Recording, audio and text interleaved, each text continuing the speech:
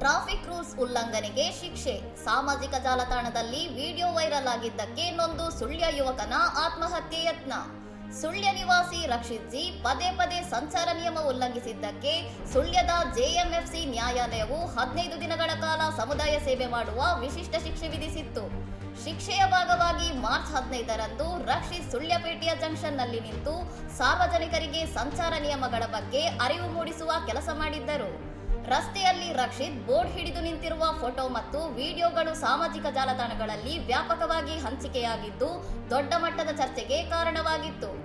ಈ video viral ಆಗಿದ್ದರಿಂದ ತೀವ್ರ ಮಾನಸಿಕ ಸಂಕಟಕ್ಕೊಳಗಾದ ರಕ್ಷಿತ್ ಅವಮಾನ ತಾಳಲಾರದೆ ಮನೆಯಲ್ಲಿ ವಿಷ ಸೇವಿಸಿ ಆತ್ಮಹತ್ಯೆಗೆ ಯತ್ನಿಸಿದ್ದಾರೆ. ತಕ್ಷಣವೇ ಕುಟುಂಬಸ್ಥರು ಅವರನ್ನು ಸುಳ್ಯದ ಖಾಸಗಿ ಆಸ್ಪತ್ರೆಗೆ ದಾಖಲಿಸಿದ್ದು ಸದ್ಯ ಅವರು ತೀವ್ರ ನಿಗಾ ಘಟಕದಲ್ಲಿ ಚಿಕಿತ್ಸೆ ಪಡೆಯುತ್ತಿದ್ದಾರೆ. ಇನ್ನಷ್ಟು ಸುದ್ದಿಗಳಿಗಾಗಿ ನೋಡ್ತಾ ಇರಿ ಸೌರಂ ಟಿವಿ.